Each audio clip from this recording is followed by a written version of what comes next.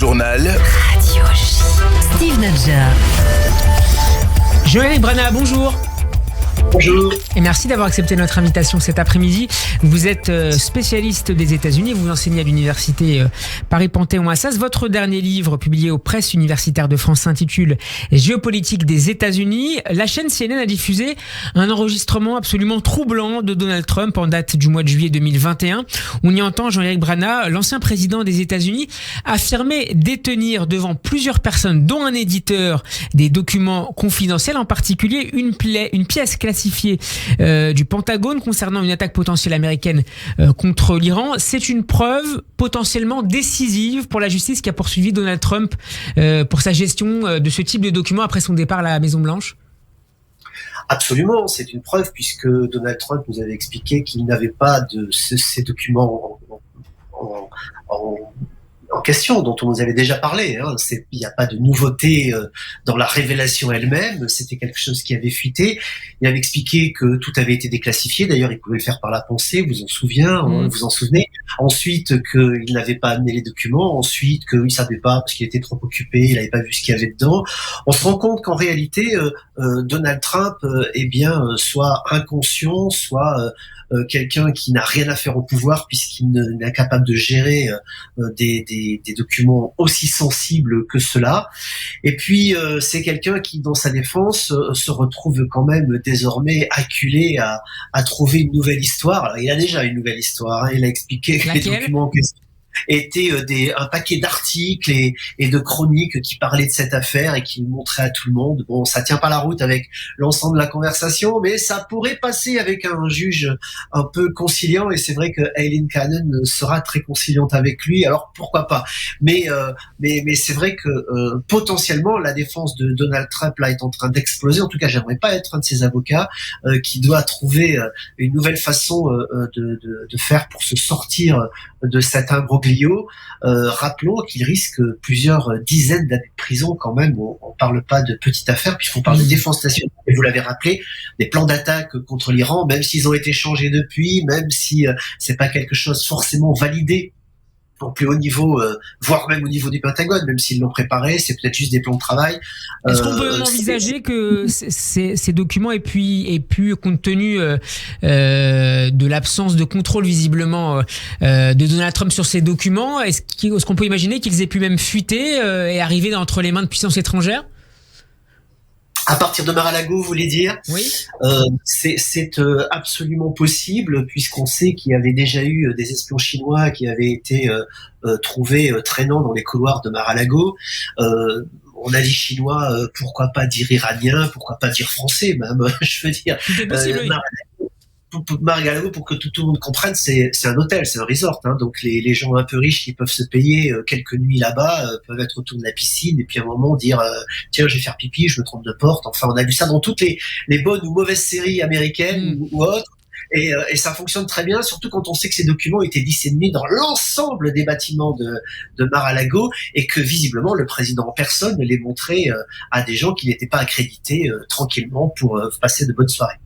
Est-ce qu'on sait très précisément ce que contenait ce document en particulier confidentiel sur un projet éventuel d'attaque contre des sites nucléaires iraniens ? Ah, écoutez, Steve, je crois que ça a assez peu d'importance, puisqu'en réalité, comme je le disais tout à l'heure, on ne sait même pas si ce sont des plans qui ont été validés quelque part. Le Pentagone, vous en doutez bien, fait des plans de travail pour à peu près toutes les situations avec tous les pays du monde. Ça peut être un de ces plans-là qui, à un moment, a été présenté à Donald Trump, qui, rappelons-le, juste avant de partir, avait, en tout cas, même si ça n'a pas été prouvé, c'est ce qu'on entendait de la part de ses proches, voulait bombarder des sites nucléaires iraniens, histoire que Joe Biden ne puisse jamais raccrocher avec les Iraniens derrière. Et il réfute cette idée justement dans l'enregistrement en disant que c'était une invention du général Miley. C'est exactement ce qu'il dit dans cet enregistrement. Donc, il revient sur un événement qu'on peut dater. Donc, on sait bien qu'ensuite, il a quitté la Maison Blanche. Et ça aussi, c'est une difficulté pour lui dans cet enregistrement, puisque il réfute peut-être des choses qui, depuis, que tout le monde a oublié. Là, je vous en parle. Vous en souvenez peut-être, mais on doit être à peu près les deux seuls à se souvenir de cette histoire. Et puis, puisqu'il y a tellement d'histoires avec Donald Trump, je veux dire.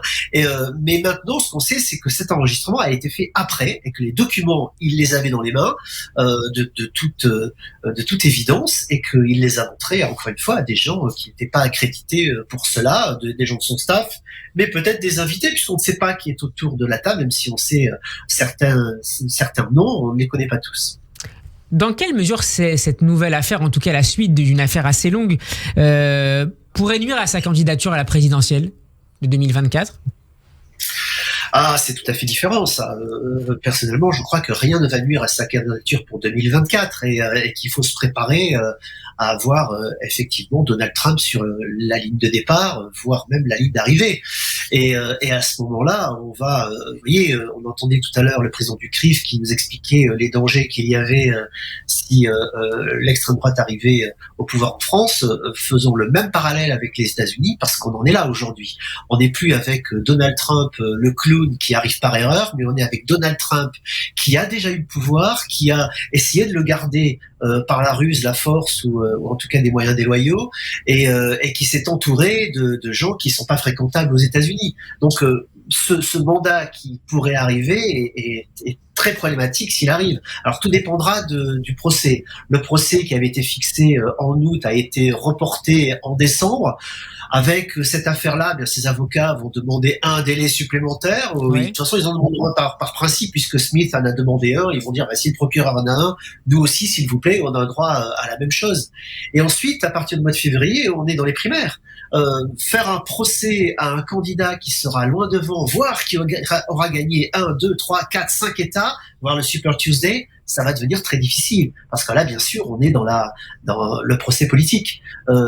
Quoi qu'on pense de Donald Trump, c'est quand même un événement qui ne se sera jamais vu aux États-Unis et qui pose problème sur le plan démocratique d'ailleurs. On est obligé de le dire. Si on est rentré dans le processus de vote, du choix du candidat et qu'il est loin devant, comme pour l'instant les sondages semblent indiquer, il va y avoir un sacré problème quand même pour faire ce procès. Et à ce moment-là, Aileen Cannon, qui est encore une fois une proche de Trump, c'est lui qui l'a nommé en tant que juge fédéral, pourrait dire, écoutez, au nom de l'équité, au nom de la justice, je reporte tout ça à 2025.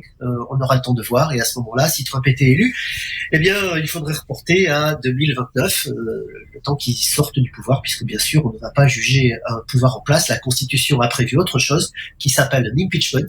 Et il pourrait y avoir un impeachment si jamais la Chambre changeait de couleur, mais on voit mal comment elle changerait de couleur maintenant, voire même le Sénat pourrait tomber dans les mains des républicains la prochaine fois. Tout est très serré en ce moment aux États-Unis. Merci beaucoup Jean-Éric Brana d'avoir été avec nous cet après-midi. Je rappelle le titre de votre dernier livre publié au PUF, Géopolitique des États-Unis. À très bientôt, très bon après-midi à vous.